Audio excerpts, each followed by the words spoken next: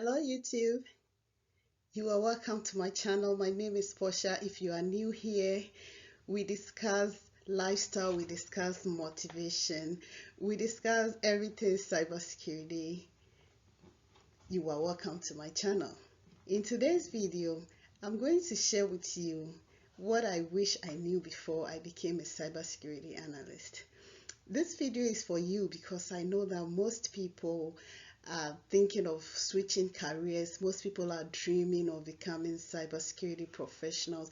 It's a good profession. I encourage you to be part of it. But before you get into cybersecurity, I want you to know this. I did not know it, but I want you to know it. If you want to know what you need to become a cybersecurity professional or analyst, then subscribe, press the notification button, and let's get started.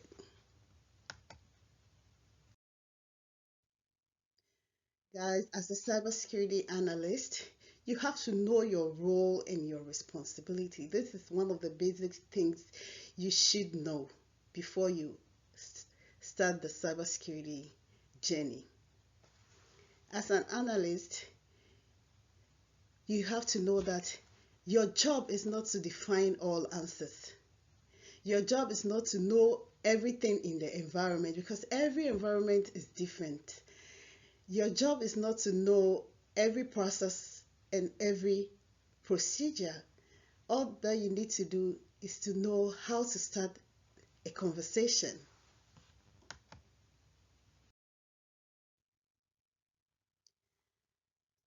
Some of the things that you are going to be doing, some of the basic fundamental things that you are going to be doing, that is going to be your role and your responsibility, is to serve as a bridge between compliance and implementation. Yes, you have to be the mediator between the authorities, the approving authorities, and what the developers have implemented. Also, you have to enforce the rules. You don't make the rules, but you have to enforce the rules. You have to enforce policy. You have to enforce the agency policy, and you have to enforce your component policy.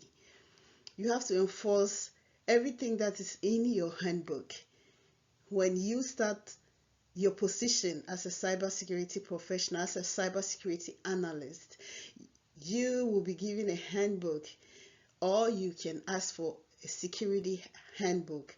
And in that security handbook, you have to read, understand, and comprehend so that it's going to be a guide for you whilst you do your job.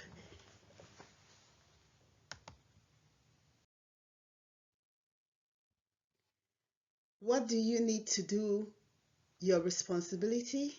Guys, you will need resources, you will need information, you will need a full and complete data. There are some times that you will be dealing with impartial data that will not help you to be able to be efficient in your position. So you want to make sure that the resources you are asking for is a full and complete data. You will need transparency, that all processes are followed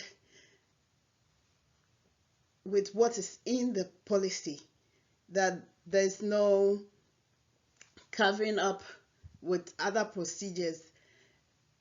Only what the policy says, that is what you have to go by. You also need team effort. You cannot work on your own, guys. You need your team. You need compliance team. You need SCAR team. You need ISO team, you need SO team, you need all these teams to work together. You have to work with all these teams to get your job done. That's how you become efficient and you can provide value. How do you request resources for your duties? Guys, you will want to make sure that all your request is made through writing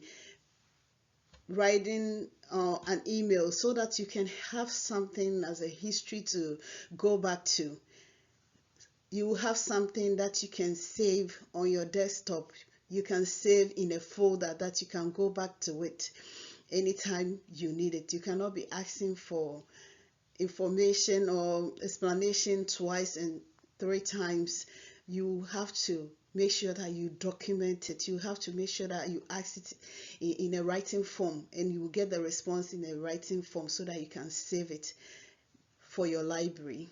You want to also ask for resources in a meeting so that you can actually explain yourself better. And if you do that, then 9 out of 10 you are going to get what you are looking for to do your job.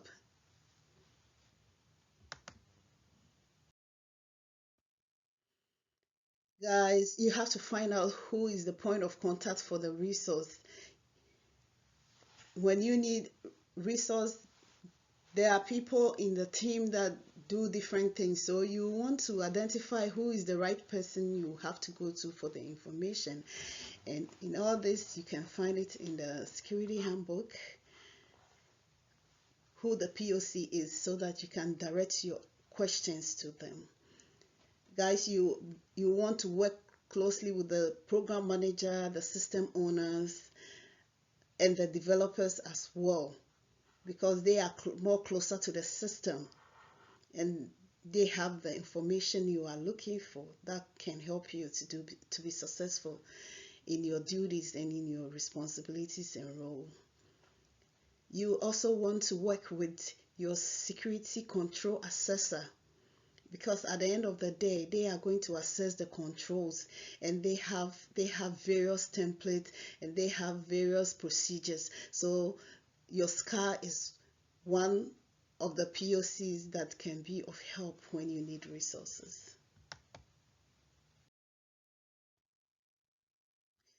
Where do you locate resources? You can find resources on your SharePoint.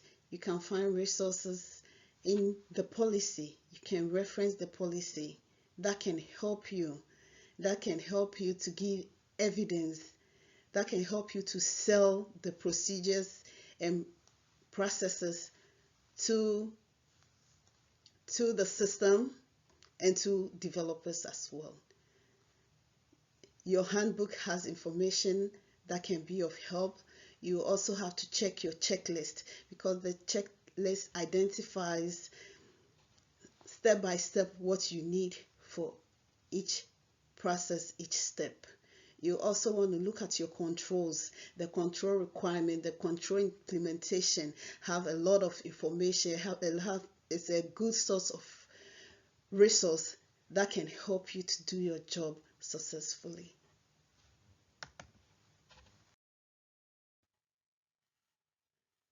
In the beginning, I said you are going to enforce the law, you are going to enforce the policy. And if you are here and you are asking, how do I enforce the law? You have to check for what they say is being implemented. You have to ensure what is being said is what is being done. You have to ensure what is being done is within policy, because the agency policy and the component policy is what you are going to go by to do your job. That is what covers every activity. No other policy supersedes the agency policy and the component policy. So you have to make sure what is done right and is done according to policy. At the end of this all, guys, what will the results be? The results is going to be that you are going to be able to maintain compliance for your systems. You are able to maintain federal laws and mandates for the client. You are able to maintain FISMA scorecard for the system owner and for your systems under your purview. Guys, if today's video has helped you, if today's video has enlightened you, if today's video has given you the confidence and the peace that you are looking for, if it answers your question, what am I going to be doing after I land this dream job, then guys, relax and watch this video over and over and over again, so that you can be comfortable, so that you can be confident. If you are being asked a question, you know what you are there to do. If today's video helped you, guys, share this video, share it to somebody, who needs the information. Subscribe so that I can bring you more of this information. Comment below as well. See you in my next video.